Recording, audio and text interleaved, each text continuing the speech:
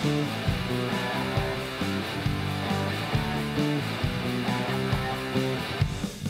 and welcome to episode 34 of the We Need a Roads podcast, and this will shoot the fleas off a dog's back at 500 yards, Tannen, and is pointed straight at your head.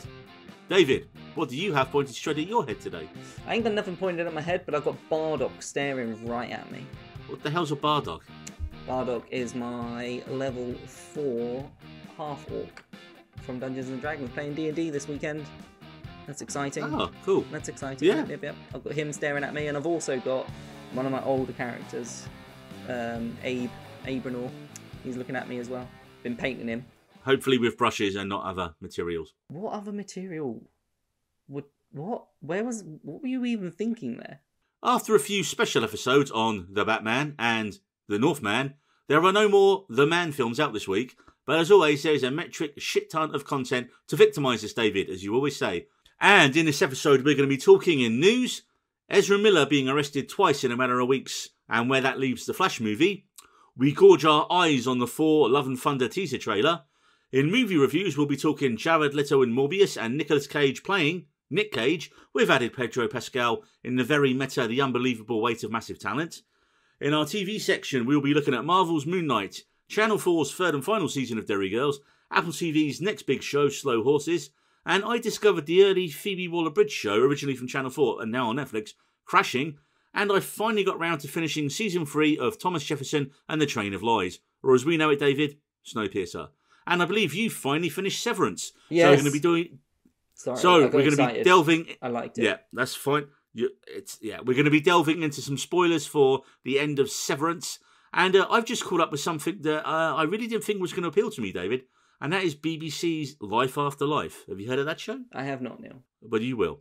And also today, I have just booked to see Everything Everywhere All at Once in a few weeks. That's exciting to see. I am very excited. I don't want to see a trailer, David. I don't want to know anything about it. I don't want to read any reviews. Surely you've already seen the trailer. No, I have not seen the trailer. I have not seen the trailer. I do not want a single word Nothing's out of your mouth really about in the film. trailer that you... I don't want to know. Okay. Don't want to know. Well, now you know that there's nothing in the trailer. I know. I also know there is a trailer, and that's too much. I just want to go in cold like I did with X and be amazed. And also, you can now book your Jurassic World Dominion tickets. So I've done that as well. And I believe in the middle of all this, there's a little small fantasy horror film by an indie director called Sam Raimi coming out soon, man. Yeah, only joking. Only joking. Doctor Strange.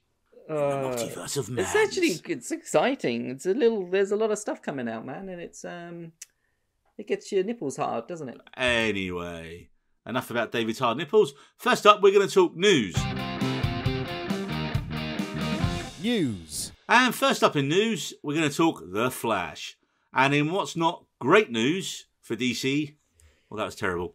Actor Ezra Miller has been arrested for assault in Hawaii for the second time in as many weeks, after allegedly throwing a chair at a woman after he was asked to leave someone's house.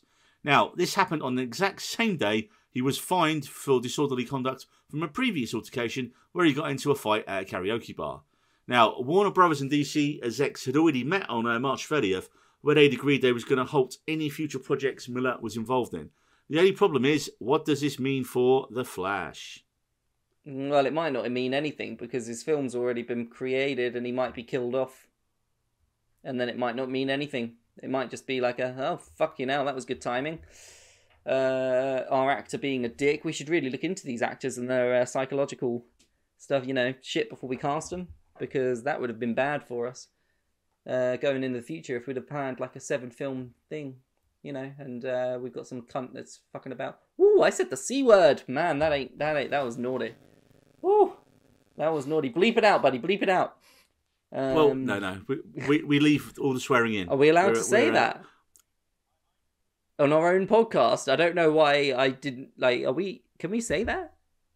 Yeah. When we upload the pod, man, there's a little box I have to click that says contains explicit content. Ooh. And not porn. Yeah. So we are explicit content. Wait, we can include only porn? No. Oh, okay. I mean, just in other words, we can say include, bad words. I thought we can make it. We could make it our own, Neil. You can make noises with your mouth. Anyway, back to Ezra Miller. So when you sent me this rundown, I genuinely didn't know that he was arrested. I didn't know anything about it. And You sent me that, and do you know what my reaction was? It was, oh. Really? Oh. Yeah, it was kind of just like, if anything, I was more surprised, because looking at the bloke, you wouldn't think he'd fight a fucking butterfly. I don't know, I couldn't think of anything. Well, it's funny you say that, David, because look, when I was doing my research on the article, I did not realise that Ezra Miller is trans. So he refers to himself as they now. So it's they. Oh. I didn't know that either. Okay, fair enough. Well, I wouldn't have thought they'd have been the violent type at all. I'd have thought they'd be like, just enjoying Hawaii. Like, well, there's not much I've even bloody seen of him in, really. Maybe 2 films? We need to talk about Kevin's, probably their high watermark so far, isn't it? Yeah. Anyway, so the film was due to shoot in 2020. And, then what happened. And eventually the film was shot last year in the UK between April and October. And then news broke, David, that I didn't know this, I only thought it was one of them, that both Ben Affleck and Michael Keaton were both going to appear as their versions of Batman. With much of the film's plotline influenced by the classic Flashpoint storyline. And the film was due out later this year. And I don't not quite know when this coincided, but now it's been moved back to June next year, very recently.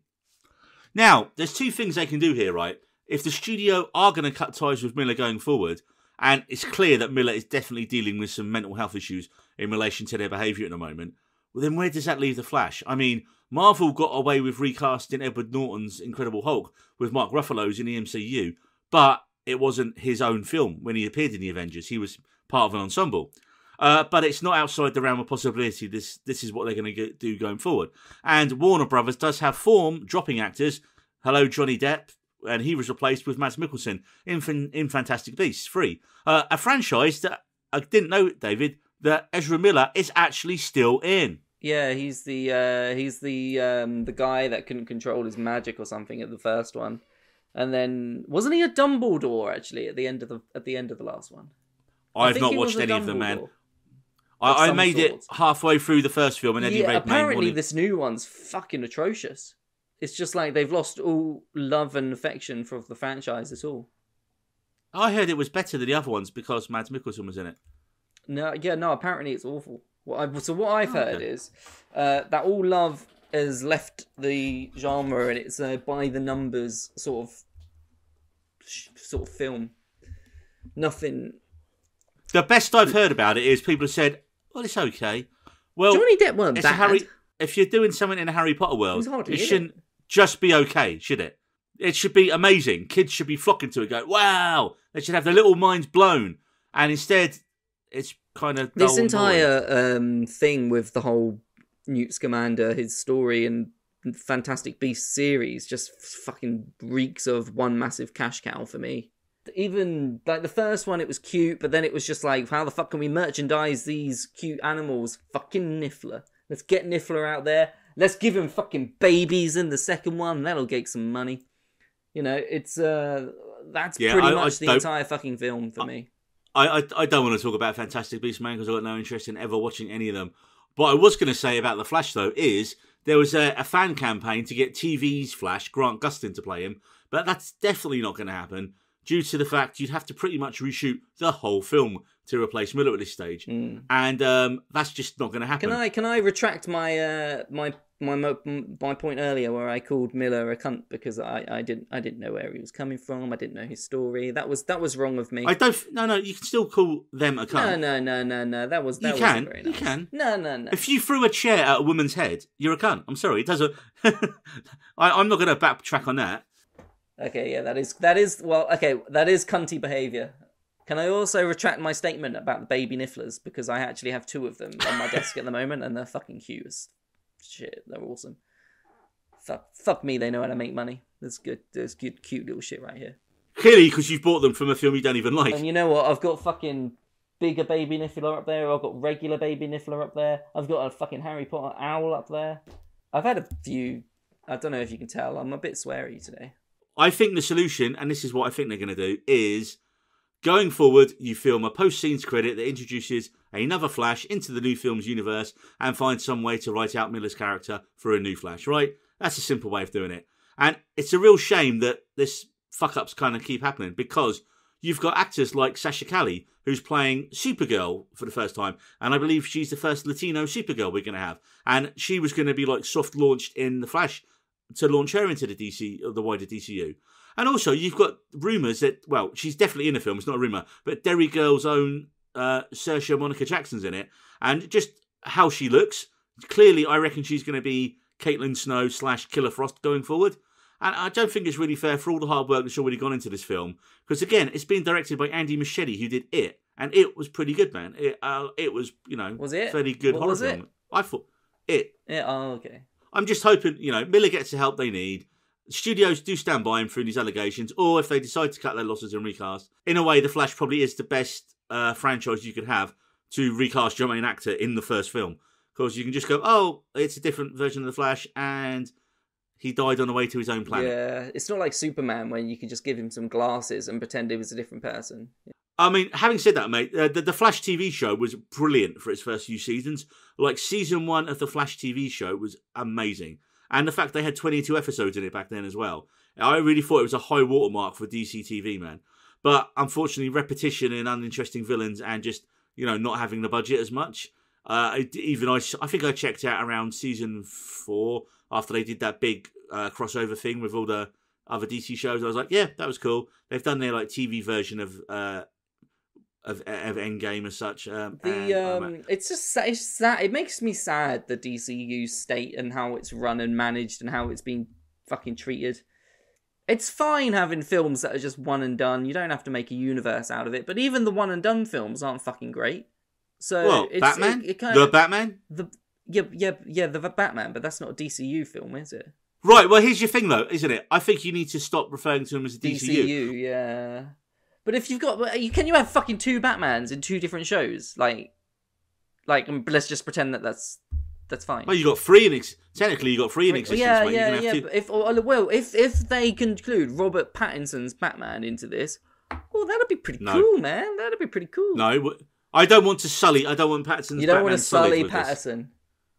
No. No sullied Pattinsons. I wouldn't recommend any of his earlier work. Yeah, I become a Pattinson fan from Cosmopolis onwards.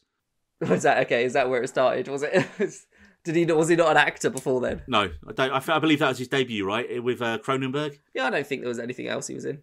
No, I'm pretty sure he's happy with that. Oh no, wait, he was in Harry Potter. I forgot that. He was. That's Goblet acceptable. Of Fire. Cedric Diggory. He's dead. As he's dead. He comes back to life, doesn't he? In The Cursed Child. Spoilers. Fucking Cursed Child's been out forever. Yeah, but I've not seen it, and I read the book, and probably won't because I've heard it's not great. Although you said it was great, but I've heard other people. The stage show's actually fucking quite mind blowing. Some of the stuff that they managed to do on stage is cool. But so the story and plot isn't, though, is what you're saying? No, the story's pretty poorly written, if I'm honest. It's just kind of like another one of Rowling's "Give me money, 'cause I love my money." But that's what happens when you mess with time, brother. That's what happens when you mess with time. Well, we're not messing with time in the next film, but we are messing with gods. She's got a smile that seems to me, David, reminds me of childhood memories. Whoa, oh, it's a Thor Love and Thunder. It's a Thor Love and Thunder teaser trailer. No, I was going to stop, I was going to introduce it, and you just came in and soloed all over it, like a Slash solo. Should we do a duet? Let's do a duet, Neil. No. Come on, I'll back you up. I won't leave you hanging. The irony is I can actually play that on guitar, and so no. Is that that's not ironic? No, that's an Alanis Morissette song. Anyway, David, this is my most anticipated film of the year. Yeah, you're very excited for it. Takka's Ragnarok was one of my all-time favourite MCU films. Anyway, and after the events of Infinity War and Endgame, we saw the remaining Asgardians set up in New Asgard on Earth, ruled by Tessa Thompson's Valkyrie, and our slightly overweight Thanos beheader Thor become an online gamer with flatmate Korg abusing online trolls. Now, after a bit of moping and generally losing his way after saving the day, he ended up teaming up with the Guardians and the rest of the Avengers, and bickering with Chris Pratt's Star-Lord is where we last saw him. So, as the trailer begins with a voiceover, Thor is like in his hippie phase now, man. He's all about the peace. and he's done with his fighting, and he's starting working out, days are man. He's behind. doing the chain thing where, you know, you whip him up and down, but with a big dead giant, he's whipping him up and down.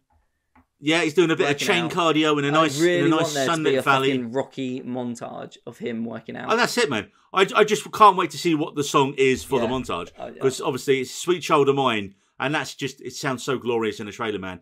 Literally, that day I saw that trailer, I drove home with the, well, I haven't got, with the windows open, not down. If there isn't a Rocky montage of him working out and Of getting course fit there is. again, I'm going to get really sad. And then we see what looks like a massive battle scene with the Guardians, and an eye-rolling Peter Quill as Thor reveals he's back in Thor shape. Get it? With his nice cut-off shirt. What? That was a Thor pun. I don't remember that in this trailer. And then we go straight from that. This is obviously like a teaser trailer, so we skip straight from that, and we see what looks like the Guardians flying away, because I reckon that's like end of the first act, and you just leave Thor and Korg and someone else who is clearly CGI'd out of the shot, because there's way too much negative space on the left of the frame. So I reckon we're going to probably separate the Guardians from Thor. I didn't notice that. Can I see? I'm going to watch it real quick. Oh, yeah, no, 100%. Yeah, there is. No, I see it. So I reckon we're probably going to separate the Guardians from Thor around the end of the first act. You know, I reckon there's probably going to be, okay, I've got to find my purpose. Yep, I'll help out on some battles. All right, Guardians, go off, do your thing. I'm just going to chill. And then that's when, you know, Gore, the God Butcher, turns up. We get this stunning shot of a magical horse-drawn flying boat of some kind. Apparently, I looked it up, and I don't know how true this information is. It's called the Goat Boat. that boat that comes in? Yeah, apparently it's a goat. I also read somewhere, I think it might have been on your, I think it might have even been you that told me, that it was that they originally wanted that to be in the very first Thor film, but Marvel were like, fuck no, man, that's too out there. People, let's not have it. And now Marvel were like, fucking yeah, let's get all that shit on the screen. Give us more goat boats. Fucking yeah. Give us, yeah, man, they're loving it now. And it was just like, man, they've really let loose. Let their hair down. And then we get Thor at sea, it looks like, making out with a pirate girl of some kind, briefly. Good for you, Thor. Yeah, Thor's back on it, you know. He's like, okay, I'm back in shape again now. You know, I'm out there. Definitely not going to have to deal with any ex-girlfriends of any kind later on. But before we get there, we see someone holding a giant lightning bolt. So I think we can guess that's all Russell Crowe's Zeus. Yeah, that definitely looks like Olympus, doesn't it? And as we speculated when we found out he was in the film and what Christian Bale's character is, he's definitely going to be killed quite horribly by Gore, the God Butcher. Because, you know, there's the hint in the character's name. Yeah, this is probably the very beginning of the film. Or this is like the set, like, yeah. So I don't think Thor and him probably won't meet Zeus. They'll probably we don't know. The orders always cut around in these trailers. They hide a lot. Do we see? No, we don't. You're going to say Christian Bale? No. Yeah, no. No. I love the shot of New Asgard. It's become a tourist destination, and they got the 3 cruise ships in the background. That was awesome. Yeah. I love that. I was like, yes. Are any of them princess? Nah, they're all probably Viking lines, weren't they? Yeah. Get it? Yeah, and then you see a very bored-looking Valkyrie who clearly isn't being in charge as much as we thought she was going to be. And then you have the big gay bait moment of the trailer. Star-Lord's giving Thor this heartfelt talk about looking into the eyes of people you love. And the music drops out as Thor's head just like slowly comes into frame looking lovingly at Star-Lord. And then Star-Lord's like, not me. And Thor's like, oh yeah, I was just listening. Do you know what though, man? It's funny, right? I have seen a million posts on social media about how Taika Waititi has ruined Thor by making him gay now. And there's just some lovely homophobic abuse aimed at Taika Waititi, which actually seems more to do with his character in Our Flag Means Death, which we're still waiting for in the UK, thanks HBO. Then you have, and also people are saying it's a cracker. People are so fucking dumb. I know. Like, fuck people. Well, no. You know, this is why I don't like to go outside, Neil. I know. Well, you don't, do you? You haven't been seen in public since, what film was it? My skin's white and paley. Yeah, but that's just standard. You're English. But, no, okay. What did we see? I forgot. Was it The Batman? Was that the last film we saw together? The Batman? No, it weren't, because it was the Northman. Dude, it was literally the fucking film we just reviewed. Oh, yeah, the Northman. It's been a long week. Also, people have said this, like, little, like, you know, homoerotic look that they have a joke about. People are saying it's a crack at Chris Pratt, who is well known as a very strong conservative and super religious. And you know what? Honestly, I don't want to get into any of it. It's just a joke in a trailer, and without the wider context of the film, there's really no point taking such extreme views on it. I find it hilarious when people take jokes. Yeah. Like, it's the whole fucking Will Smith slap scenario again, isn't it? If you're going to get into it, you got to get into it. Like, you know, like, oh, can you say this? Is that over the bar? Can you laugh about African kids having AIDS? Fucking Ricky Gervais does it all the time, you know? And David, where's the line, man? Is there a line in comedy? There's a line on how long this podcast goes, though. So people thought that this was the line, though. Apparently, I didn't fucking see it at all. I found it hilarious. Yeah, that was funny, man. Yeah, mate. When we finally get a chance to see Our Flag Means Death over here, I've heard it does go very gay, but it's done so well that people are like, oh, do you know what? I don't mind. Why would you mind? Because there's some people in the world still who, if they're watching a show, immediately if there's a gay character, and yeah, it's from the old times, man. I mean, and the thing is, in a modern day, it's I from think the the more old shows times. you get out. Yeah, I know. When computers made beep beep boop sounds, and you thought they were thinking. But what I'm trying to say is, from what I've read about the show, it's actually people have been like, oh, and it's actually opened up people's eyes to like a same-sex relationship on a show. I mean, to be fair, it's a show about a bunch of men on a boat. Did they not think it was going to get a bit gay in places? Right? I don't know, mate. I'm going to go get another beer. Hang on. Okay. We're getting into it. And if we're getting into it, I need to... Oh, come on. Get some of that. David, just, get up, wandered off for a beer in the middle of the pod. Professional, ladies and gentlemen. That's what he is. He's a professional. I mean, not a professional podcaster. I don't know what. How long does it take David to get a beer from the fridge? How long does it take him? What day drinking does to you, Neil? How long does it take David to get a beer from the fridge? This is what day. Yeah, it's good. You know we're not in lockdown anymore, right? You know you can't leave the house and go places. Yeah, but as I just said, people are out there. And now with your guard dog as well. So yeah. Have you seen Cheddar? No, I've never seen it. You've never brought him to the office yet. Oh, he's adorable. You need to leave the house and bring him out so we can go. Is what's his face still at the office? You know we're in the middle of a podcast, David. Oh yeah. What were we talking about? Thor! Yeah, when fucking thingy at the end, Natalie Portman as... Finally, we get an awesome-looking logo that totally looks like He-Man from the 1980s. And we see a repaired Mjolnir flying into someone's hand as Thor looks on shocked. And why? It's only bloody... Restored what? Mjolnir. The hammer. I thought it was... Is that what it's called? Mjolnir? I thought it was Mjolnir. Well, one of us is right and one of us is wrong.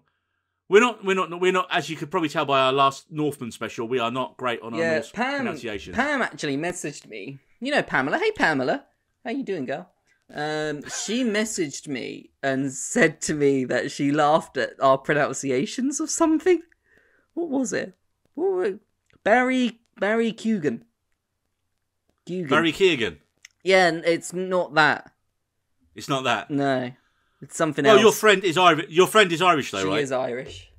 She sympathised. She was just like, yeah, it's difficult language. Fair enough. Well, before you offend all the Irish as well, David, let's talk about Natalie Portman looking jacked. It looks like they've literally put a professional weightlifter's body in and then CGI Natalie Portman's face on it. And I did research, David, and that's not the truth. Natalie Portman has been working out. She got guns. She's got jacked and she's massive. And that's all her at the end of the trailer, apparently. She is our woman. She was very underserved, wasn't she, in the first two films? And so I just can't wait to see her. I mean, she's a brilliant actress, man. The funny thing with Natalie Portman, she won the Oscar as well, didn't she, for Black Swan? Yeah. The thing with Natalie Portman is she's an amazing actress, even going right back to the early days when her debut in Leon. But when she's been in big franchise films like Star Wars... film, Leon. It's Gary Oldman in that film. Oh... When she's been in big franchises like Star Wars, like the Thor ones, she's been really shittily served by crap scripts. That is, yeah, that's. Yeah, that's true. That's fair. No, fair enough. Yeah. And then she's gone off and done her indie, her smaller films. She was Oscar nominated for the Jackie Onassis one as well recently. She's fucking sick in Annihilation as well. Oh, Annihilation, yeah, awesome. In I had Annihilation, a massive crush on Natalie Portman when I was younger. And fuck it, I still do. Well, here's the thing, right, man. I think with you just know that Waititi, he was born in Jerusalem. Awesome. Yeah. Anyway, I cannot wait for this film, man. Despite roughly guessing many of the plot points, I think that how the way it's likely to progress, like Gor's clearly going to kill Zeus. The Guardians are going to split off from Thor early on. I just love the happy tone of this trailer, man. I think Thor, we didn't need to see Thor. Thor has had such a shit time, as he drunkenly recounted in Infinity War and Endgame. And as the trailer starts, he seems at peace for the first time since we've known him. Obviously, the arrival of Gore is going to force him back into battle. But with Portman's mighty Thor arriving, it definitely looks like a passing of the torch. And you know what, mate? I would not be surprised if this is the last time we see Hemsworth's God of Thunder. It wouldn't. What do you reckon? Yeah. It wouldn't surprise me if they kill him off. Or I don't think they need to kill him. No, I think he's been through enough shit. Just walk off into the sunset. Well, we'll ride off to Valhalla. What does Gore the God Butcher even look like? Well, we don't know yet. They're keeping him under just wraps. Just in the comics. I don't know. I haven't looked. I'm typing, Neil. I'm sorry. He looks like not a person. That ain't a person. That's great for a audio medium, David. Thank you very much. He looks crazy, man. He looks like a white snake. He looks like you know what he looks like? He looks a bit like Voldemort, but with a Star Wars character involved somehow. You sure you just haven't looked at one of your Harry Potter things in your man cave? Give it a Google. He's crazy. People listening, give it a Google. They'll know what I mean. They'll know the Star Wars character I mean as well. The one that's with Jabba the Hutt and he's like she's all in a bikini and stuff. That's what Princess Leia. No. The other one. Like she I don't think she speaks. Well, this is going off the rails slightly. Let's move on to movies. Reviews. And it's on to movies. And in this episode, we have 2 movie reviews, both films starring Oscar-winning actors who both have a propensity for being intense and shouting loudly in their films. First up is Jared Leto's Morbius, the living vampire. A new Marvel legend, says the trailer. And I'm pretty sure Marvel and Kevin Feige are like, nope, that's all on you, Sony, when they saw the film. I say this is going to feature massive spoilers, but honestly, you're not going to see it. You're not going to see it, David. I probably won't see it as well. Will make you not want to see it. Spoil away, Neil. Spoil away. It's fine. This is your spoiler alert. It's it's been out a while now, David, and do you remember I braced a storm to go and see this? I was going to see this the day before we recorded. You were so brave. The whole way home, the whole way there, I kept thinking, if I died on my way back from Morbius, that would be the last film I ever saw. And that thought alone was scarier than the film. Yes, David, it's not very good. Dying alone would scare anybody. Well, yeah. We all die alone, I guess, in the end. This is a bit of you turning into the melancholic drunk in the middle of the podcast. You've had your 3.5 beers.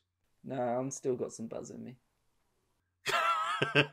Anyway, the word good should not be anywhere near this film. It's bad, David. It's very bad.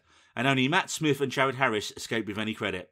Harris gets off easily because he plays the mentor father figure role, the one who's going to die very early on. And Smith might as well just have a big sign around him saying, I'm a bad un, from the first time we see him on screen. The basic plot is Leto and Smith are childhood friends who both have severe blood disorders. That is slowly killing them. Luckily, Leto is a brilliant scientist who, of course, comes up with a cure, and Smith stays alive long enough by just being really rich. There's something to do with some bats in a cave, something to do with to do with some bats in a cave and being really rich. That sounds awfully familiar. Yes, it does. And then suddenly, Leto, I can't remember whether it's to do with the bats in the cave or it's something to do with his cure that he takes, because I dozed off a couple of times, David. I actually fell asleep about 3 times in this film. You did not fall asleep in the cinema. I did. I think I did. Do you snore? I don't know, because I'm asleep. No one was looking at me. I snore, so I feel really self-conscious if I fell asleep anywhere in public. Yeah, but to be fair, mate, there was only about 5 other people in cinema. They were probably all sleeping too. It's probably a nice place to take a nap. Well, I mean, it was, it was quite nice. Oh, come on. Let's not be disrespectful to all the hard-working people that worked on this film. Like, when I went into it, because you was like... That was a joke, by the way. Let's get into it. Oh, okay, good. Well, because I remember you saying to me, like, you was just like, oh, you're just going to think it's shit. And I was like, no, you're just going in with such a negative attitude to it. It's like, so my thing was, because you... went into it having read... I'd not read anything positive. Don't give me that bollocks. You knew it was shit. Of course I knew it was going to be shit. And then you went into it and you had such a low bar. Yeah. But it weren't that one... You know what, Neil? I've forgotten my trailer for. But you went into there expecting a bad time and you were going to receive a bad time. That's where I'm at with it. So that was what happened. Whether you went in there wanting a good time and then were disappointed is another thing. But I think if you'd have gone in there with a little bit more, a little bit more excitement in your veins, a little bit more cocaine up your snores, you'd have enjoyed yourself. Where is David and what's happened to him today? Before you went all Hunter S. Thompson, I was going to say that I think I that was my mission going in. I was going to find one positive thing to say about it, which I'll save to the end. Yeah, so where have we got to? Leto is now a vampire. But it's okay because he's made a synthetic blood that he can live on, which that's cool, I guess. In his initial sort of transformation thing, he kills a bunch of evil people on a boat.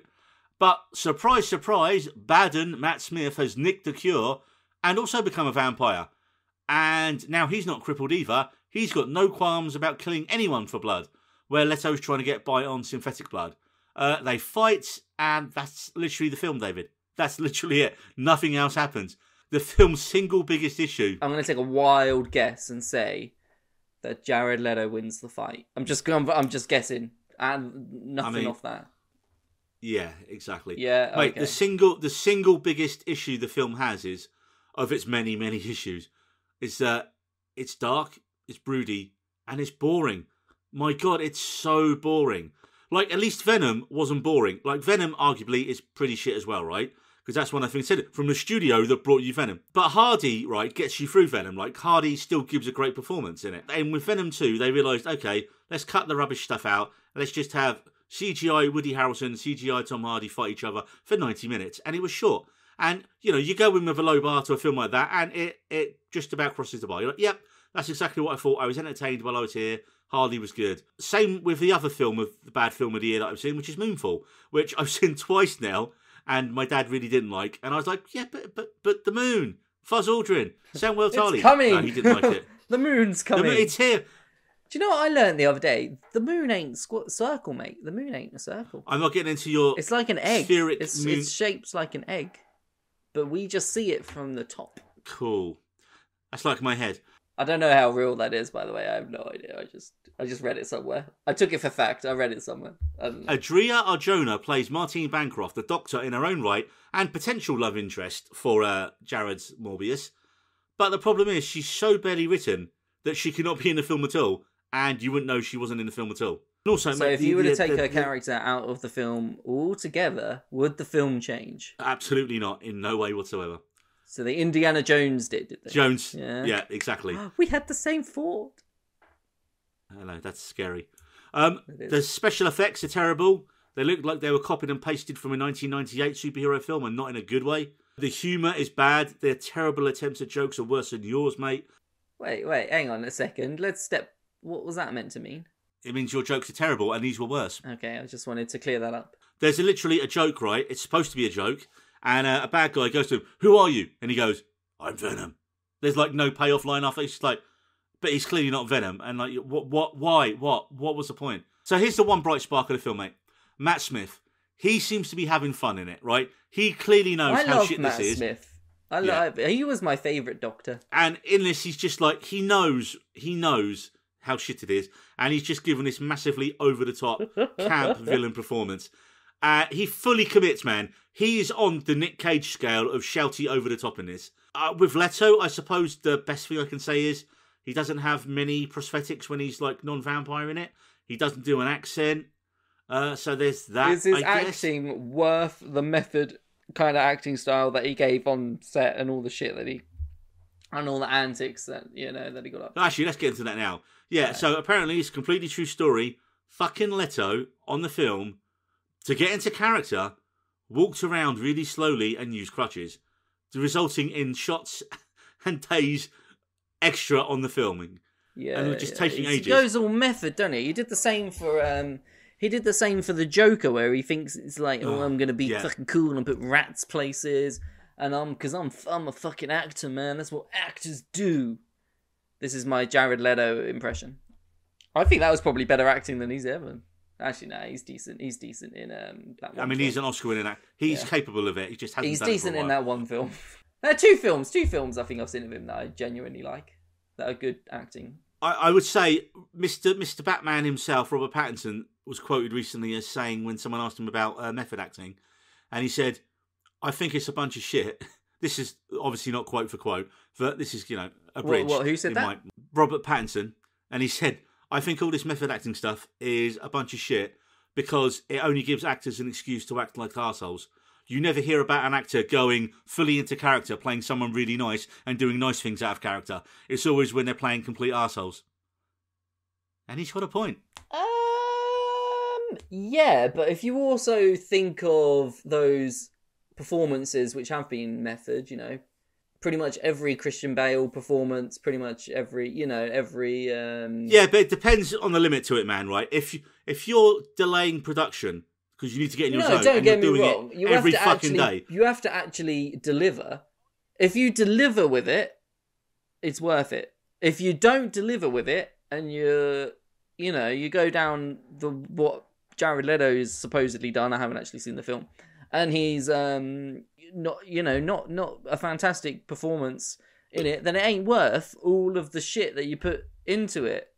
If you deliver with it, and you do delay production, and you do cause destructive behaviour, but you manage to put in a performance that's fucking bam, man, up there with the gods. It's up there with fucking Taxi Driver.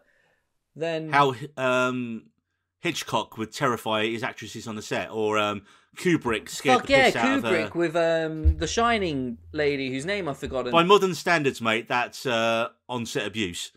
100%. You probably wouldn't get away with it now. It's from a director's perspective. I mean, having said that, from a director's perspective, if I was directing Morbius and I got Jarrow fucking, I'd be like, "Oi, mate, these people want to go home." Didn't he? Because he was having a hobble to the fucking toilet all the time. They got him a wheelchair. They had somebody pretend that he was actually disabled and wheel him around in a wheelchair to go for a piss. Mate, if I was one of the other actors, I would have gone up and said, "Oi, stop taking the piss, mate. I want to get home and see my kids." Knocked his crutch over, be like, "Fucking get up." Like, yeah. You want to be method? I'll make you method. And then you break his I legs. would have fucking loved it if somebody that was actually disabled walked up to him and just like, "Get the fuck up." Shit. Yeah, like cancels him over pretending to be disabled. You want to feel what it's like to not be able to walk properly. I feel like we're just hating on Jared Leto. I feel like I've seen Jared Leto. I've been to see 30 Seconds to Mars live. Oh well. And was that the best thing he's ever done compared to a cinema then? It was quite an enjoyable gig, to be honest. But he said it was all the fucking Jared Leto show, though. Even that was the fucking Jared Leto show, because his brother and the rest of the band were just fucking off to the side somewhere, completely ignored and disregarded, and it was just Jared Leto. Anyway, David, we have the worst post-credit scenes of all time.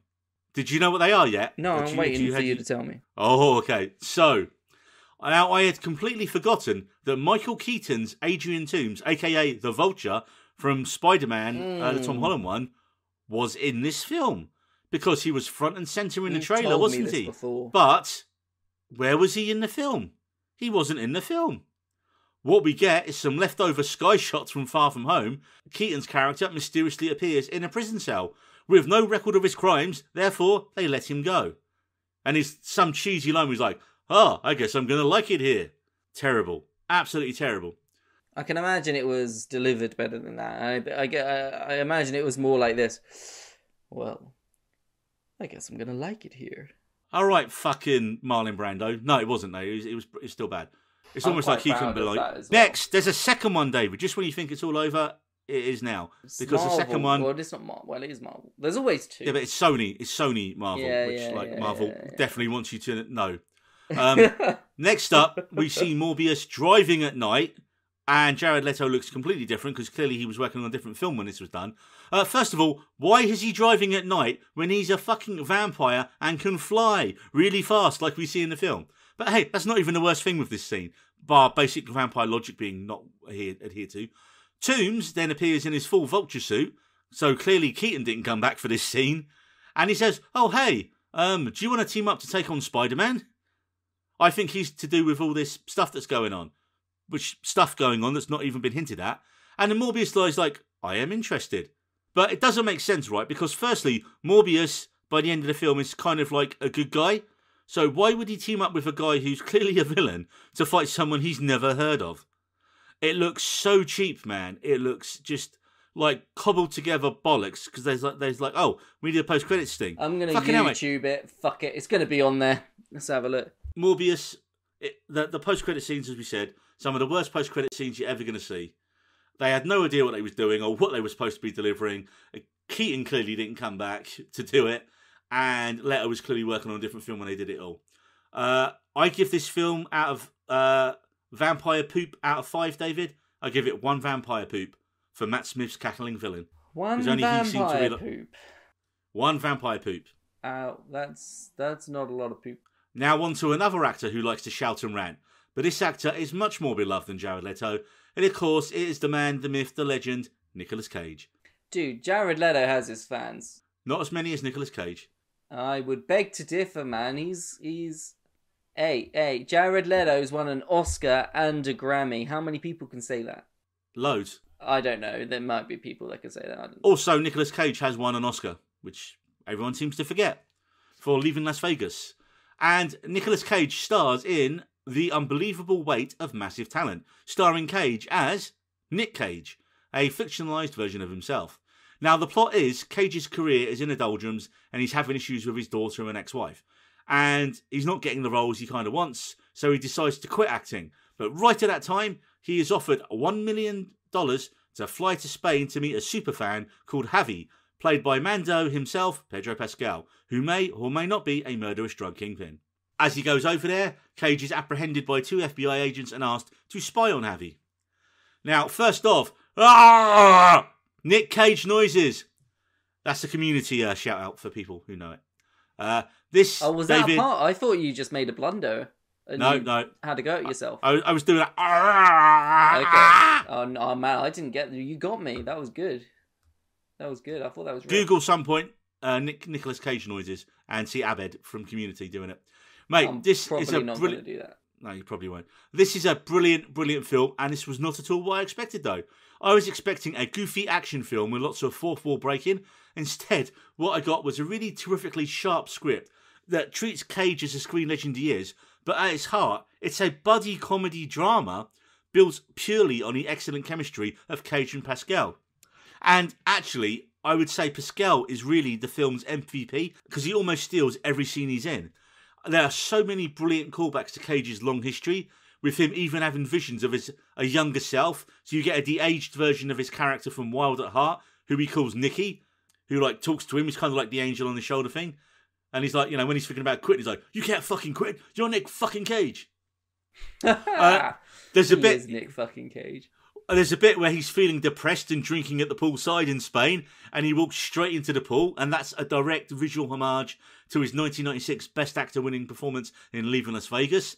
The only minor part that didn't really work for me, and it's not really a major thing, is that they've cast Sharon Horgan as his ex-wife, who is, generally really funny in everything she's in. And the idea is they met when she was a makeup artist in one of his films.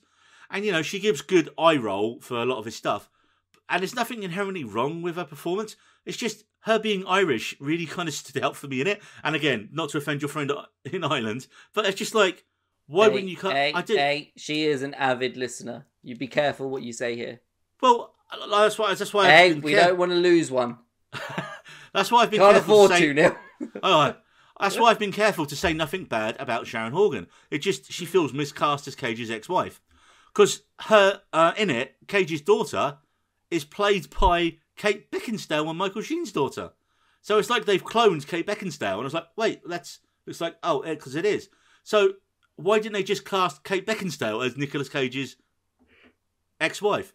It would have made more sense. Yeah, well, I don't know. Kate Beckinsale doesn't really make. She doesn't. If you've seen her last lot I'm of films, assuming she makes more though. Then I think Horgan's probably on the up more than Beckinsale career-wise at the minute. The last Beckinsale film I saw was a really shit action film called Vault on Amazon, and it wasn't very good. Whereas Horgan, I can't even remember the last film I saw with her in it. well, as Horgan, she's if not I'm just honest. starring in stuff; she's writing and directing stuff. So I think arguably Horgan would be the more expensive person to employ in a minute. Anyway, the best parts of this film, You know, the best you make parts. a solid argument. I know I do it occasionally. Actually, Van Helsing was on TV the other day. She was in that, in a corset. Stop your thoughts there, David. Now, the best parts of this film are when we just get to watch Cage and Pascal's friendship bloom as they cause havoc all over Spain. And some of the sequences remind me of like a much more sedate Fear and Loathing in Las Vegas. If you're a fan of Cage, then without a doubt this is required viewing. And even if you aren't, this is still a great buddy comedy due to their great on-screen chemistry. Cage understandably delivers on screen, slightly mocking some of his roles, but also the film celebrates his long and arguably distinguished career. Plus, any film that can reference Paddington 2 and The Wicker Man needs to be seen, David. I give this 4 nicks out of Cage for the film. I give this 4 cages out of Nick. I gave this 4 nicks out of 5. 4 cage nicks out of 5. Okay, I'm just in case you edit that out, I want to tell the listeners how many attempts you had at trying to say 4 nicks out of Cage or 4 cages and a nick. There was a few there. There was about 5. Much like the film, it's broken my brain a little bit. And now time, David, for a quick shout out to some of our people who commented today. I put a post out saying we're recording today.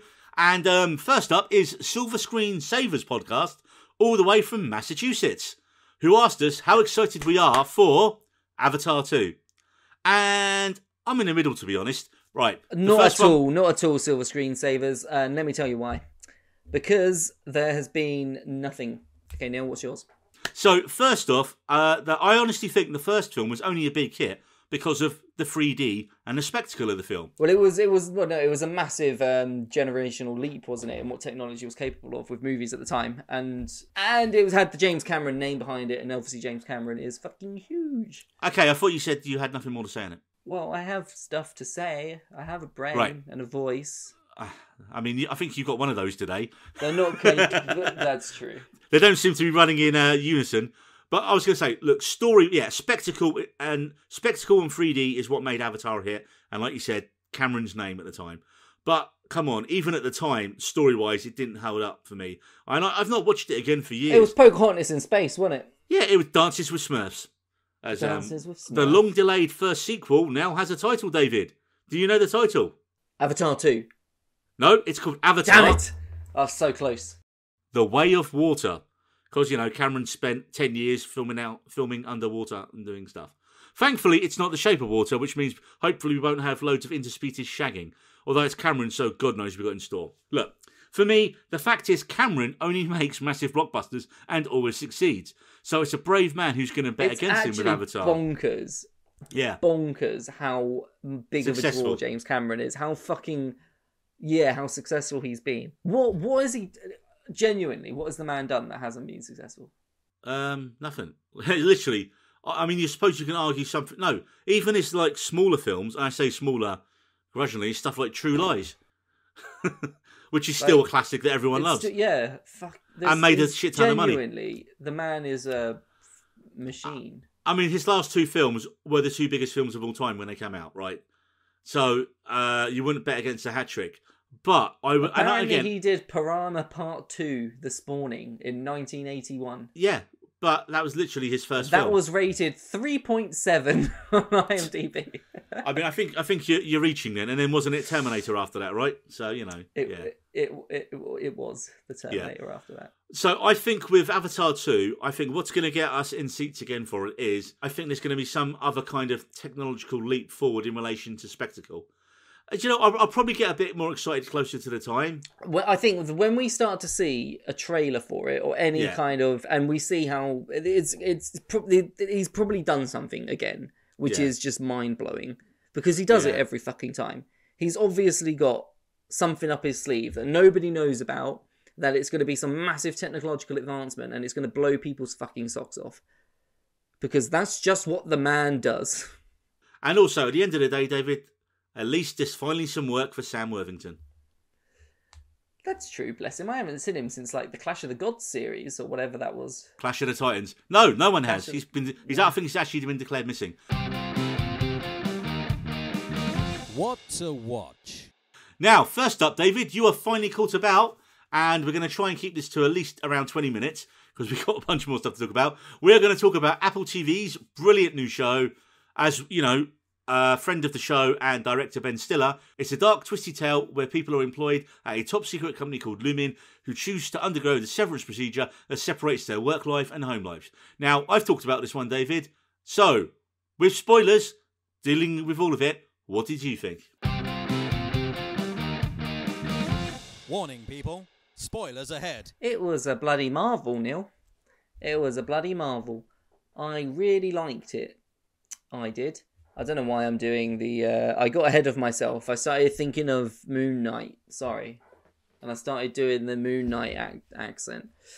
No, I genuinely... it was probably one of my favourite TV shows of the year so far.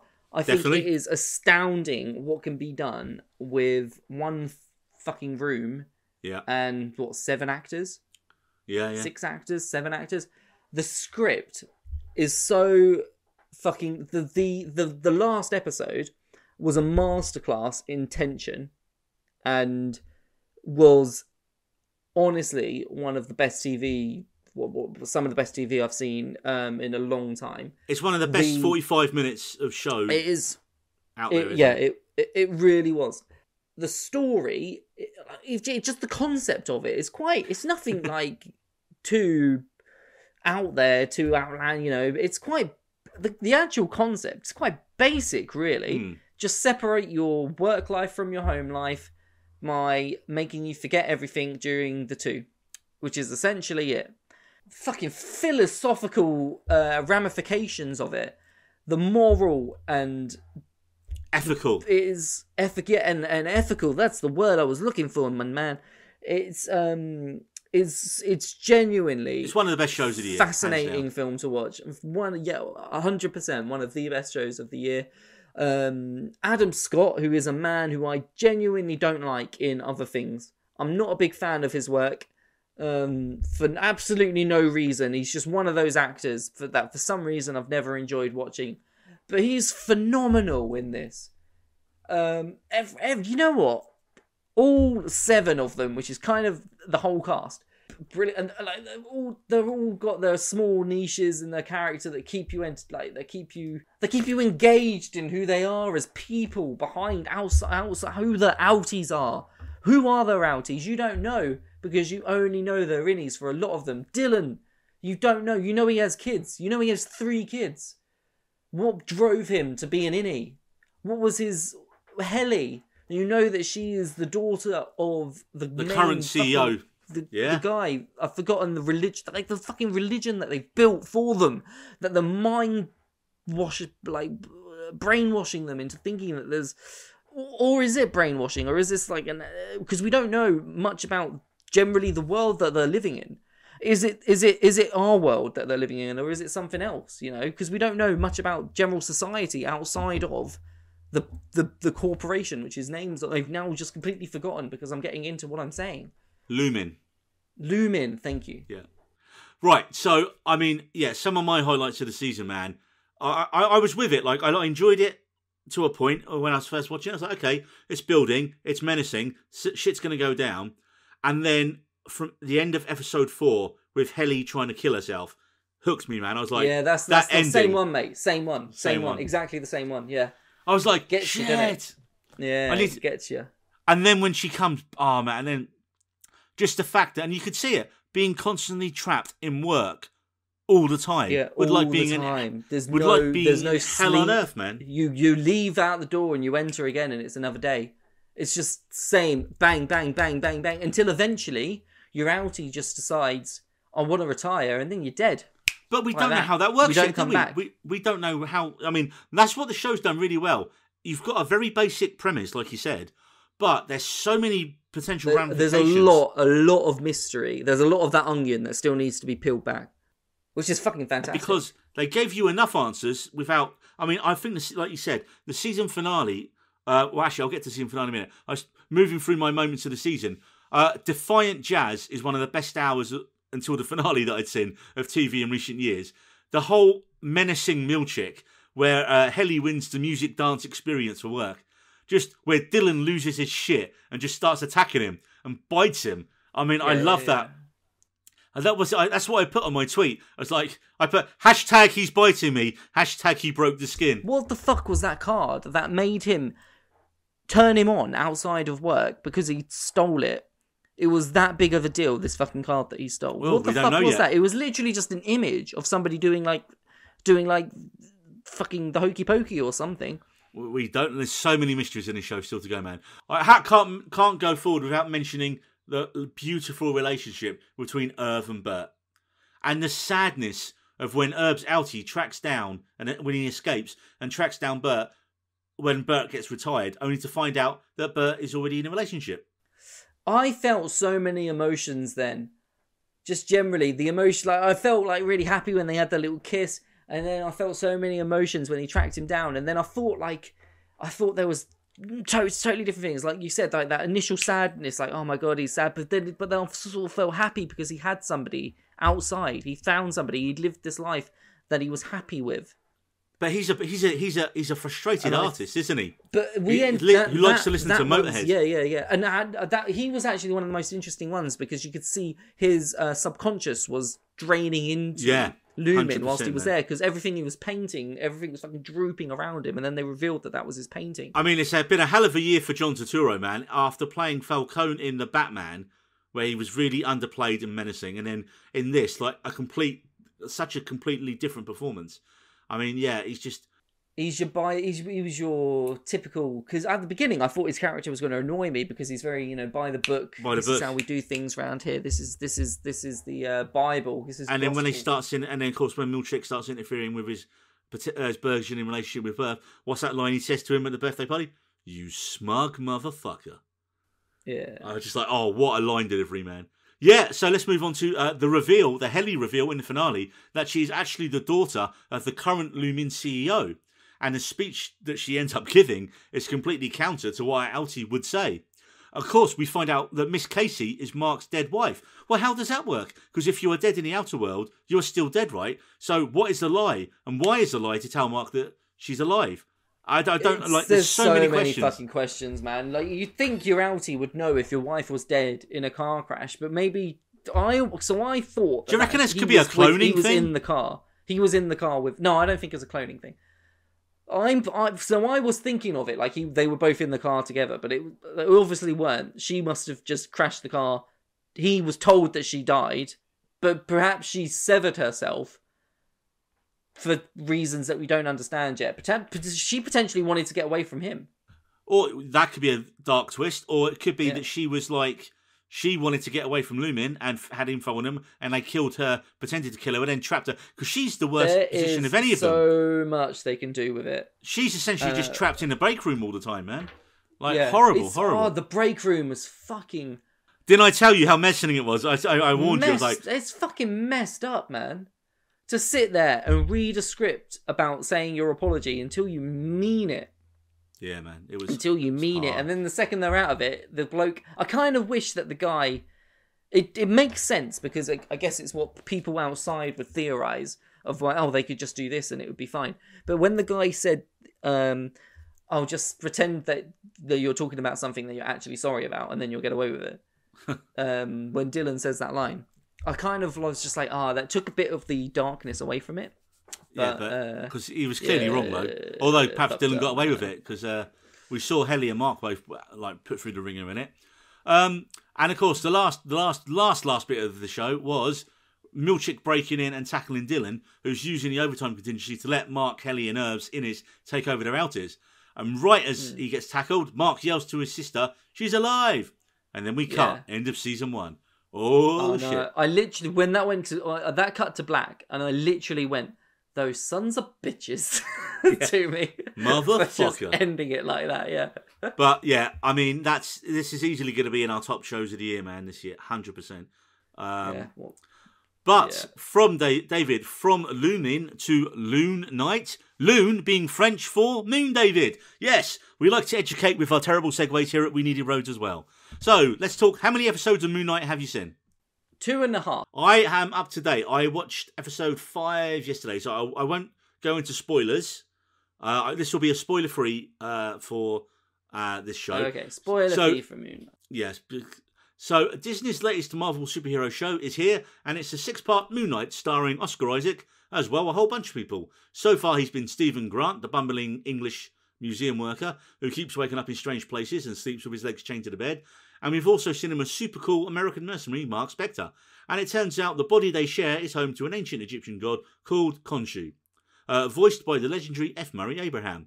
You also have May Calamay playing Layla, the token love interest, and Ethan Hawke playing the villainous. Token love interest. She's not done a lot, man. She's not done a lot. And Ethan Hawke playing the villainous Arthur Harrow. The 4-episode point of it, I was like, it's good, and Isaac is clearly having a ball playing the two different characters. Like, you got the weirdly charismatic Stephen, and the not as interesting Super Merc character, Mark, who we only get from the end of the 2nd episode onwards.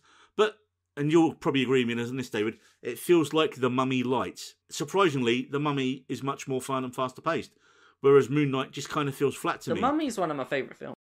I know, that's why I thought I'd bring it up. Yeah, no, I appreciate it. In comparison to the... If you're going to do a show as an action-adventure thing set in Egypt and dealing with Egyptian gods, then you cannot talk not talk about The Mummy. And that was way better. That's true. What's weird is the pacing of the show. Like, we had 2 episodes mainly set in the UK, establishing, who Arthur is... who Stephen is and his whole dual personality thing. And then... we had a little bit with Harrow turning up. There's that weird ice cream bit in Austria in the 1st episode, which, as you said, the CGI wasn't very on point in that.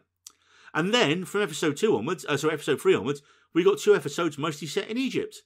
And I don't know what it is, but the show just wasn't clicking with me at that point. Now, it's not clicking me at the moment. Hence the half an episode. Yeah. I would say stick with it, mate, because there's only 6 episodes in total, right? If you're 2.5 in already, then just finish it. Episode 4 does have a massive twist at the end, and it's one of these twists where I wonder is it going to make a massive change to the core show going forward, and it's going to stick, or is it just simply done for a good cliffhanger, and then by the end of the episode, regular status quo with the show will be restored? Can I explain to me where I'm at with the show? So at the moment, I'm kind of I'm struggling with it because it's not a decent show. It's perfectly fine. It's a perfectly fine show. I think one of the biggest problems it has is that it is a part of the MCU. And it doesn't feel connected to it in any way. It doesn't feel connected to it, which is why I feel like it's a problem. Because I feel like, it doesn't feel connected, I feel like the stakes in it aren't meaningful. The world-ending stakes, apparently, it's going to be the end of the world if this person comes or whatever. They actually managed to do Tuesday. What they do. What? It's just another Tuesday, end of the world in the MCU, isn't it? Yeah. Sorry, that confused me, but you are correct. And it doesn't feel like there's anything meaningful actually happening with it. Like, it's cool, like, he's a moon, like, I like the split personality stuff, and I like the actual superhero is pretty awesome. In the brief bits we've seen. In the brief scene that I've seen. But he's just, there's nothing about it that, even the character, like, Oscar Isaac's its main draw. And like you said, he's having a real good time with what he's doing. But it's not... I just feel because I know it is connected to the MCU. I just feel like there's no. Is it though? That's what I think, David. That's what I need to have. That either it isn't, and I can enjoy it for what it is in that case, or if it is, then I need to. That's the big problem that they've got, is that interconnectivity at the moment, and it's literally what you said is where I'm getting on to next. Actually, man, the most recent episode, the penultimate episode, came out the day before we record this, episode 5. And I would say easily, by a country mile, it's the best episode of Moon Knight they've made. And it's probably up there with the best 50 minutes of Marvel TV they've produced. What, the new Marvel TV? Episode 5 Yeah. So I'm talking, you know, up there with WandaVision, Loki, the best episodes of that. That episode 5 of Moonknight is amazing. Oscar Isaac should be nominated for all the awards for it. It deals with some super dark shit in it. The way he plays off himself in it is just like a masterclass in acting. But the stakes of the show finally, like, there's lots of reveals about the how, the what, the who, the where, and the why. But my problem with it is, as great as that episode was, unless we're going to get... They've only confirmed there's only one more episode to go. Now, they haven't confirmed the second season yet. Apparently, depending on what you believe, Isaac's only signed up for the 6 episodes and no film stuff and no other spin-offs. So, unless they've all been trolling us and we get a Loki-style season 2 announcement at the end of the episode 6, like you just said, why should we care if it's not connected to the greater MCU? And, I mean, episode 5 and the whole show as itself just really hangs on Oscar Isaac's performance. And as great as episode 5 is, and it is really worth seeking out, I just feel it's a little bit too late in the day for me. Well, from ancient Egypt, David, to Londonderry. And sadly, we come to the final 6 episodes of Lisa McKee's Derry Girls, one of the best homegrown sitcoms of recent years, mixing in some of the best slapstick we've seen for a while the troubles rumble in the background. Now, I'm not saying that Derry Girls is better than Belfast. Well, actually, David, I am. That's exactly what I'm saying. Viewing the issues of Northern Ireland through the prism of the late 80s, early 90s... Did you just laugh at your own joke? Yes, I did. And that wasn't written in, even though it sounded like it was. Mixing the issues of Northern Ireland through the prism of the late 80s, early 90s, through the eyes of the girls and the wee English fella, are great tools to brilliantly mix the politics and the humour of the day. A quick shout out to another comment we had from the Nerdstalgic podcast. And high five back, Luke. And yes, Orla is everyone's favourite character. David, Orla is one of the girls, and she's a bit of a space cadet. I think I mentioned this before we started recording. She's the girl who, someone's asking for a condom on protection. And she's like, I got protection, I got a hunting knife. You know, she's like absolutely batshit insane. She's like a proper space cadet in all the best ways. Yes. I wouldn't use that for sexual protection. What, a hunting knife? It would not end well for either party. Yes. Anyway, and it also would probably stop both parties from having babies ever, though. So it would be very effective birth. Yeah, that's not where it was going, David. In the joke, that's not the joke. You took it too far. You took it to a dark place. Come back to the light. Okay. Come back to the light. Also, thanks for commenting, Olivia Kirby, on the brilliantness of the Kit Kat display in the latest episode. On the latest episode that went out last week, David, they were taking a train journey to go to the seaside. There's no Kit Kats, but the guy with the trolley, he's got display Kit Kats, but he can't sell them because they're display only. And it just becomes a mission for them to get the Kit Kats off him. But he can't sell them. He goes, but that doesn't make any sense. They're display Kit Kats. So why display them? We've got them to display to tell you that we haven't got any. It builds and it's brilliant. And that makes perfect sense. Yeah. But you know what, David? I'm not going to explain it to you. You just have to watch it. Honestly, mate, watch Derry Girls. You will love it. I honestly think you will love it. There's only 6 episodes a season, and there's only 3 seasons. Yeah, but Neil, I'm going to say it again. There's just too much. I'm one man, Neil. Okay, I mean, one man. Are you an innocent man? Depends on what your definition of innocent is. So you haven't seen the innocent man, he's just an innocent man clip going around the internet. Look it up after this. I have not. You'll thank me and also go, why is it funny? Why is it going, no, I don't get it. I'm going to do it right now. Although fans are sad the show is coming to an end, now is probably the right place to end the show, because season 2 of the show featured the signing of the peace process, and the fact that season 3 starts, they're just finishing their exams. There isn't really further we can take these characters without doing, an ill-judged follow them to college thing or into the working world. But how many shows try doing that? When you've got kids at school and then they leave, it doesn't work. Like the creepy Buffy episodes where she goes to college and like they had to write Xander in as just like the creepy guy who hung around because he wasn't good enough to get into college. Also, adding into fact, most of the cast are in their late 20s now. And did you know, David, that Nicola Coughlan, who plays the very stressed all the time Claire in it, who is in Bridgerton, do you know how old she is? Which one, sorry? The one who's in Bridgerton.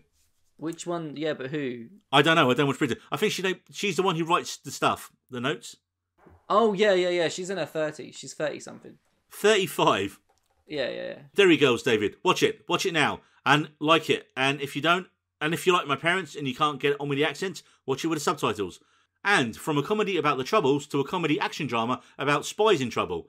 Yep, David, this is the next big Apple TV show you need to watch. Apple are just I've knocking it out. already watched an episode. Ow. Ahoo! I just Excellent. threw something Great. at myself. We'll get your thoughts on it in a minute. Next up is Academy Award winner Gary Oldman in Apple TV's new spy comedy drama action hybrid show Slow Horses, which is a term that refers to Slough House and the spy department that Gary Oldman's brilliantly named Jackson Lamb runs. But the reason they are called Slow Horses is all the agents, including Lamb himself, are, well, to put it bluntly, fuck-ups, who are still lucky to have their jobs. And what makes this show great is that central premise is really inventive from a storytelling point of view immediately. Once you learn that every agent you're going to meet there, that means they've already got a potentially great backstory to explore. Yeah, but I didn't know that was the reason why, and you've just totally just spoiled that. That's in the first episode, man. No, it isn't. It is. No, it isn't. It isn't established in the first episode that everybody is there because they're fuck-ups. It's very well, like, it's pretty much, I could have guessed that. The trailer gives that away. But David, the trailer gives that away. Well, I haven't seen the trailer. Well, gah, is what I say, gah. Now, the show starts with a 24-star action scene with new agent River Cartwright, played by Jack Loudon, absolutely fucking up in a major way, and that's his way into Slough House. Oldman is having a ball, going full swearhead and inverting his classically known spy roles. He drinks, he smokes, he farts, all in his office, and constantly berates and insults his colleagues. Yeah, he'd be the worst boss, man. There's only brief hints so far at what his murky past is and what his relationship with Kristen Scott Thomas's Diana Taverner, who is in charge of the good, top end. Despite the actual MI5, the actual MI5 branch, it looks, which is where River Cartwright starts the show. Also of note amongst the other agents is Sid Baker, played by Olivia Cook, who will soon be starring in HBO's House of the Dragon in one of the lead roles. And here, she is clearly the most competent agent. And so, again, you're just waiting to find out, well, what's going on with her character? Why is she there?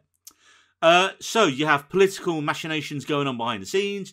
You've got a team of useless agents who get caught up in a kidnapping plot of a young Muslim comedian by a right-wing homegrown terror group. And once again after Severance, Apple knock it out of the park with another amazing show. I've seen so many shows that have tried to do something similar to this, to Slow Horses in previous years. And either the writing's been terrible, or it's been too dull, or been slow-moving. This show is fast-paced when it needs to be. It has great action when it needs to. But best of all, the writing and just great performances from the cast. Every line out of Gary Oldman's mouth is a caustic put down. And one of my favourites so far has to be upon finding a dead body in their office and the tearful agent saying to Oldman, "Oh, I didn't mean to kill him." And Oldman going, "Of course you didn't mean to fucking kill him. If you did, he'd still be alive." Yeah. I loved it, man. So, your thoughts, David, on Slow Horses? No, I'm enjoying it. We're going to continue watching it. It gets better and better. My partner's street, so she'll enjoy it after me making her watch random shit that she doesn't enjoy. But you should both enjoy this. You should enjoy the show, David, as well. No, I'm enjoying it as well.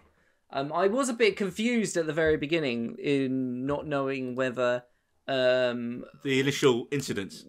Yeah, the initial incident actually took place and what everybody's roles were, because there's the bloke that ended up being HR or some shit, and I was just a bit like. Did you watch this late at night or confused. Late for you? You know what it was. Had you had some beers? It was a bit. Probably. Okay, yeah. You're on track with the Slow Horses, then, David? Are you? You're going to take a ride with the Slow Horses? Yeah. Are you going to cross the finish line with this show? Oh, they're all coming out. All the racing puns. Yeah. Sorry, my man. I'm getting distracted. Turn off the porn, then. Well, from a show horse to a quick shout out to an older show that's just recently come on Netflix, which I caught up with, and that was Phoebe Waller-Bridge's earlier show, pre-Fleabag, called Crashing, that was originally on Channel 4 for 6 episodes back in 2016 for one season. And it kind of gives a hint at her style of writing that she would go on to develop to a greater acclaim in Fleabag.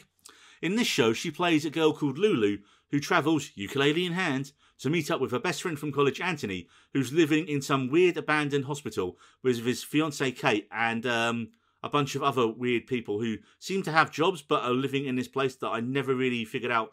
What is this, like an actual proper thing that you're living in an abandoned hospital? I think it's like some hipster London thing that I just had no frame of reference for. And the show pretty much becomes a will they won't they three-way love triangle that kicks off in the first episode. However, because it's Waller-Bridge writing it, actually, the other characters are really well written and come off, well, more interesting than her own. Her character actually comes off a bit fucking annoying. I mean, one of her very first scenes, she's sitting there playing a ukulele on a bus.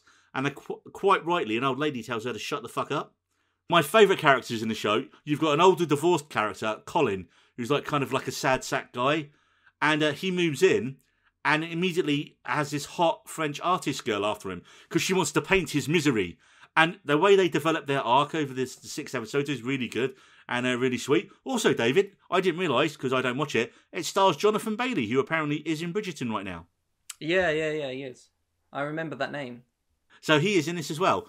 Do you know what? Overall, it's a show worth a binge if you're a fan of Waller-Bridge and Fleabag. And the show does have one absolutely gross, awesome, standout scene. And talk about actors like not being like caring about their looks or how they're portrayed. There's a scene where she's absolutely shit-faced drunk. She falls into a pot of curry, then tries to crawl across the floor really seductively to try to seduce someone. It's an absolutely cringe-inducing scene, man. You're like, no Phoebe Waller-Bridge. I will not have sex but with you. Does she do it? Does she get there? No, because like the guy's like, no, you're like hammered, covered in that curry. That man made a mistake. Actually, no. I guess she's that much of a train wreck in this scene. Is he also drunk? Like not that bad. I can't remember actually. Then in that case, it is unacceptable. He did the right thing. He's a noble human being, and he is the opposite of pretty little... Did you mean to say promising young woman? Yeah, that's it. Yeah, that's the one.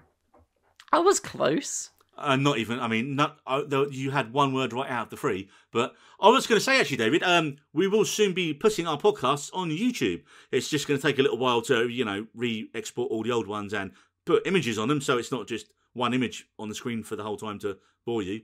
And I've bunged our promos up on it, and would you believe it, David? Our Promising Young Woman promo, which is only about, 50 seconds long, it has had over 1,000 views within a week. Oh, nice one.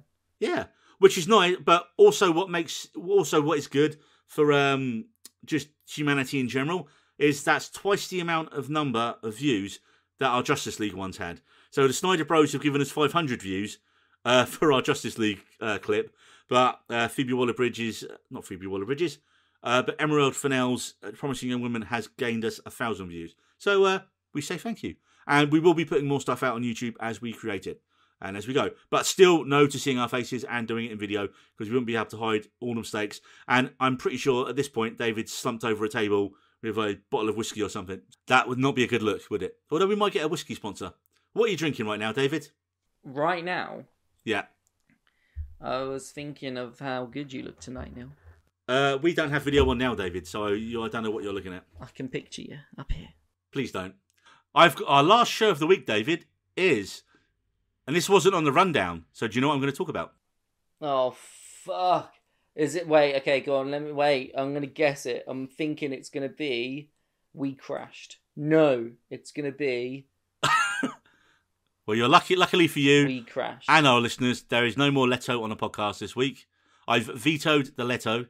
I stole that from another podcast, I'm sorry. I did hear that exact same comment. No, David, the new show I'm going to talk about sounds something that's much more up your alley, actually, and potentially your partner's alley. I think you might both enjoy this.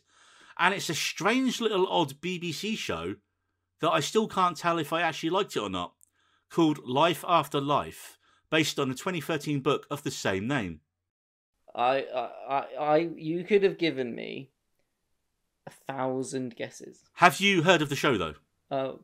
Would not have. No. This show is based on a book from 2013 by an author called Kate Atkinson, and at its most basic form, it's a Life After Life is like a more art house period version of Groundhog Day if it was super depressing and bad shit happened all the time. So a kind of a bit like a live, die, repeat, but you don't remember what happened and why you died, and there's no big space alien monsters. So it's kind of like a period film, and it's just so strange, man. So it begins in 1910, and the main actress in it is Last Night in Soho's Thomasin McKenzie, playing Ursula Todd. And she has a propensity, David, a propensity for dying, and then coming back again. And unlike other time loop shows and movies, she doesn't remember her previous lives, except for this kind of sixth sense of deja vu, which usually guides her to not die the same way twice. Okay, with me so far? Yes, 100% I was listening. Oh, no, there was dying involved. Sounds like you're dying in a minute, man. You got Fleabag... I really need a wee. Well, we're almost there. You've got Fleabag's Sian Clifford in it, who's brilliant playing her mother, who just wants Ursula to see a shrink, because she's a deeply anxious child, David, because obviously, you know, she keeps having all these kind of fractured memories of dying. You know, she'd be at the beach and be like, no, I'm not getting in the water. And it's because she drowned when she was... Yeah, that's quite fucked up, really. Yeah, so it's dark, man. Just imagine living your life constantly having relapse memories or whatever it is, of fucking dying. And just not like an even full memory. Your life would be a panic attack. And it's not even like it's a full memory. It's just like a sixth sense that tells her, no, I'm not going to do it. Just like, I get out of bed this day and break my neck. And every time she dies, you know she's dying because it starts snowing on her. So it's really artfully done. And she soon bonds as she grows up with her hedonistic Aunt Lizzie. And Aunt Lizzie's played by Downton Abbey's Jessica Brown Findlay, who's like the black sheep of the family. So I don't really want to give away too much about how the show progresses, but the first episode ends with a conversation that starts the episode with her brother Teddy, who's about to leave for World War II. What was bizarre for me was that there's only 4 episodes, but episode 2, it kind of almost forgets about the premise of the show, which is she keeps dying again. It almost becomes and plays forward like a period drama. It's like, okay, this is like a period drama I'm watching now. What do you think the writer was? I'm going to trick people. Oh yeah, shit! This ain't fucking Atonement. Let me get back to it. No, it is Atonement. It feels totally like Atonement, man.